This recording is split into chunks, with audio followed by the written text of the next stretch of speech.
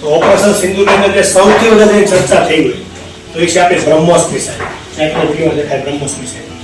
ભૂતકાળે બ્રહ્મોસ વિશે વાત કરીશું કે બ્રહ્મોસ કઈ રીતની છે, બીજી મિસાઇલ કરતા કઈ રીતે અલગ પડે. આપણી પાસે પૃથ્વી, અગ્નિ, પછી ત્રિશૂલ, એની ધનુષ, ઘણી મિસાઇલો છે.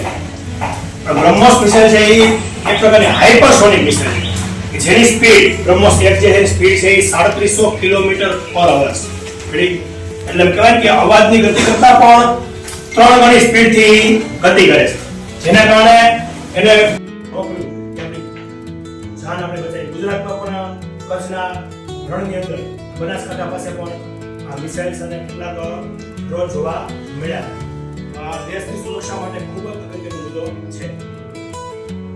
તો એ પ્રકારની તીવ્ર ગતિવાળી અને વિદેશમાં કોઈ પણ રડાર સિસ્ટમ છે એને કવરમાં ન આવે એ પ્રકારની મિસાઇલ્સ આપણે બનાવી છે.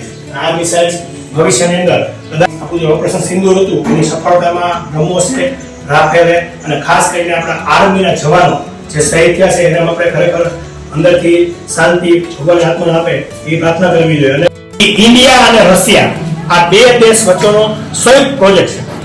એમાં 50.5% ભાગીદારી ભારતની, 50.5% ભાગીદારી બની છે રશિયાની. એટલે નામ કેમ પાડ્યું તો કે આપણે ઇન્ડિયાની નદી બ્રહ્મપુત્ર અને રશિયાની મેસ્વન કરીને નદી છે એ બેના કોમ્બિનેશનથી બ્રહ્મોસ નામ પાડ્યું. અને એની અત્યારે સેકન્ડ વર્ઝન અત્યારે ડીઆરડીઓ કામ કરે. ડીઆરડીઓ ખબર છે ડીઆરડીઓ શું છે?